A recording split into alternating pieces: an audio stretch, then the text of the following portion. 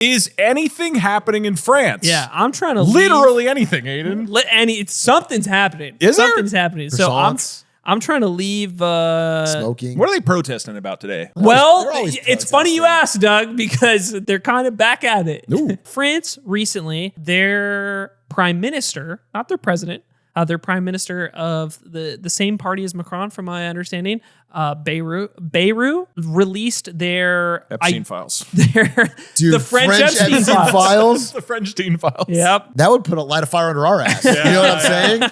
Little free market. Everybody else released their own Epstein files. We'd be pretty jealous. We'd have to catch up. He released their budget proposal because. Can I give you context on this guy? Do you know Bayrou? No. Okay, they had a huge fight over who was going to be this prime minister role. Yeah, because Macron can suggest somebody, but then they have to vote to appoint him. And they went through all these rounds of people, and finally they picked like the most safe, middle of the road. Like, this guy is going to just deal with the budget because we got bills to pay. Shit's going wrong. Nobody can agree on anybody. We're gonna go with Bayrou. He's the middle of the road guy. He's a compromise we can all agree on. He's going to deal with the budget. That's I don't know your story, but I just know him going in. Well, this is his attempt to solve the budget problems in France. Because France is running a massive deficit, basically. Who isn't? They're a little bit, but they're among the highest in the EU right now. I think the second highest or the highest. They have a debt to GDP ratio, which if you're confused on why that's important, we have a great episode on national debts and like why they're a problem. I suggest you go listen to that episode if you need some like a little bit of background on this. But they have a debt to GDP ratio of 110% and climbing. So not the highest in the EU right now. I believe it is lower than Italy's and Greece's. But the difference with theirs is that it's on a trajectory upwards right now, whereas Italy and Greece's is coming down. So they're in a tough situation where their budget is being mismanaged, right? With the backdrop of they have a commitment and an expectation that they're going to be increasing their military spending to 5% everybody of GDP. All of the EU has to like hit this benchmark by 2035. And currently their military spending is only 2% of their GDP. What's ours? Ours is like 15%, right? 20, something crazy? No. Is that too high? It's too high. No. I'm going off of the budgetary stuff, but dude, it's like 8%. There's it's not crazy. There's though. no way. Yeah. It is crazy, by the way. It is fucking crazy. Because we got fat. We have a big country and 8% of our GDP for military is fucking crazy. You see my tanks? Yeah. You could go to 4%, still have the biggest military in the world, and we could afford like a million things.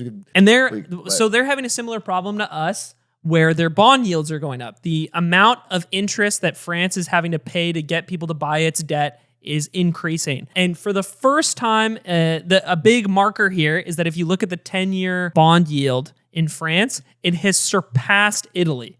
And Italy is like the forsaken EU child in many ways of their debt is unreliable, like don't buy Italy's debt in a similar way that people look at Greece. Yeah, from like an easy perspective, it's just your bond yield is a way of the market deciding how risky it is to lend to you. Yeah. So when the market is saying France is higher than Italy, it's saying France is riskier to loan money to than Italy. Exactly. Which is crazy. That's not normal in European politics or history. So that's and this is on top of France's commitment to decarbonization and getting more access to energy. So they have all of these fronts, right? Like rising rates on their debt, new demands for spending on defense, and trying to bring their country into the future when it comes to carbon-free energy, which they're doing a relatively good job of. Yeah, it's like they're 2% of their GDP right now is military. They have to go up to 5%. That's a lot. Yeah. That's a huge jump. That's a huge. When you're already overspending, you already don't have the money. That's massive. Yeah. That's the issue, right? So you're in a place where you need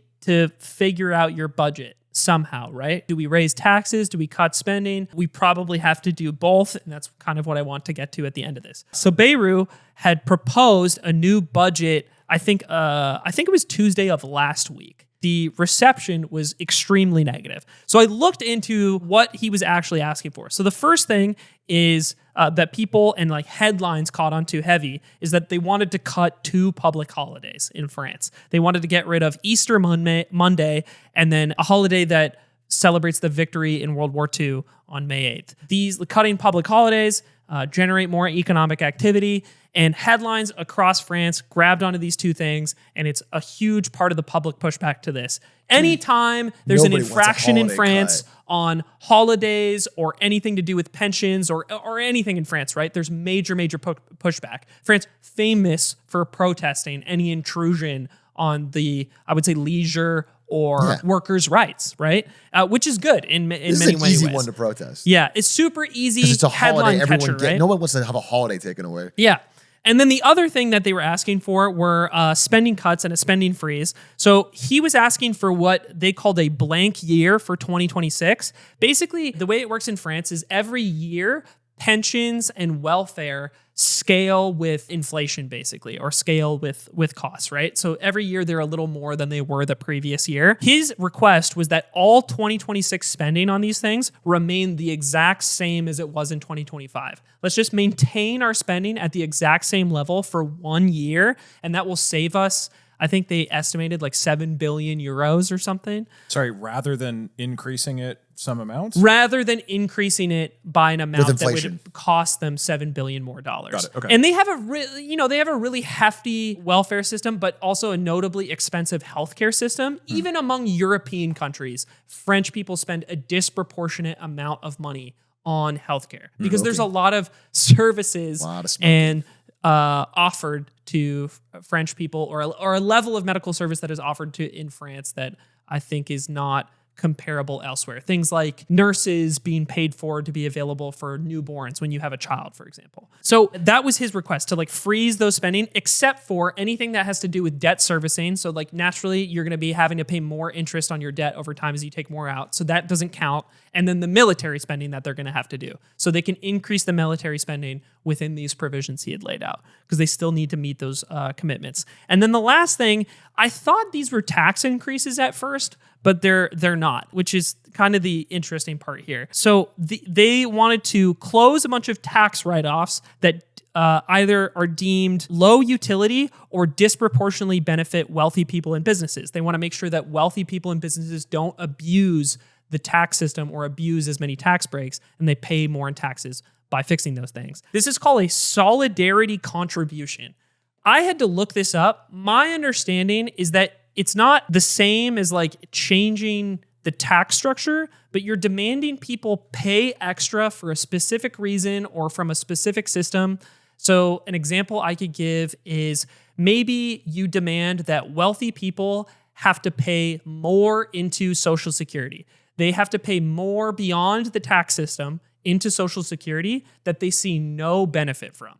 You're not paying more into your own Social Security benefit that pays you out later. You're basically, quote, donating money into Social Security. And the point of this is to just create equity among society. Like take money from the wealthiest people and apply it to a very specific purpose. And he is proposing that they do have a solidarity contribution of some kind from the wealthiest people in France in order to help deal with the budget concerns, right? Is it voluntary or what? I don't understand. No, it's not voluntary. The wording is really weird, and perhaps that's why some people are upset, is because rather than like saying you're advocating for this concrete change in taxes on the wealthy, you're wording it in a more ambiguous way. You're pointing a gun at them and saying, don't you want to give to the poor people? It sounds like. Kind out of the goodness of your heart, right? That's what it kind of sounded like. I don't think that is. I think I'm misunderstanding how solidarity contributions work. The way I was reading it is you can effectively think of them as an additional tax, and in this case, an additional tax on wealthy people, but it's an additional tax with a very specific purpose to be applied to a specific like sector or fund. I mean, the way I read it, again, I don't know as much about this particular story, but the overview I heard of his budget was like, they're very, very concrete on the things they would cut, but they're very vague and nebulous on the taxes they will raise. Yes, absolutely. Okay. So, all of these things, right, receive major pushback right away. Like losing my public holidays, spending cuts on services we need. The interesting thing is this is being universally pushed back on by both ends of the political spectrum in France, no right? voter wants it. Nobody wants to, like Le Pen, famously on the right in France, is shitting on this. The left-wing parties in France are shitting on this. Nobody is happy with these changes. Nobody wants them, right? I think the question that I kind of wanted to ask, because I think if you're nitpicky and you go through the details of this, I would say my major criticism is,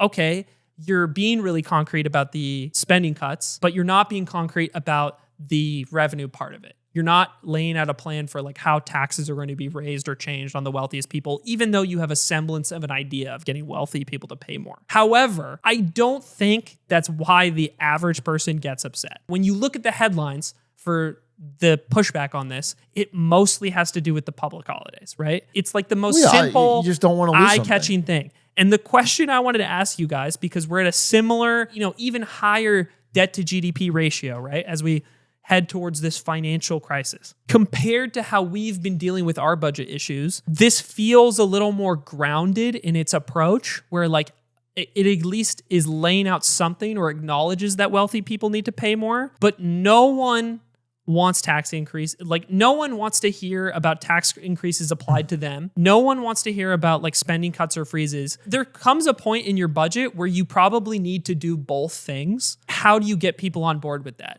Because in France right now, it doesn't matter what end of the political spectrum you're on. They all disagree with the proposed changes here, right? They're on seemingly like a financial crash course. Seeing this situation versus America's is like made me much less confident about any ability to turn the ship around when it comes to this financial issue, because nobody wants to contend with the short-term reality of the policy proposals that are necessary when your debt to GDP is this crazy. Yeah, this is the political problem of being at the end of this massive debt cycle. We've kicked the can for so long that whatever solution will be painful.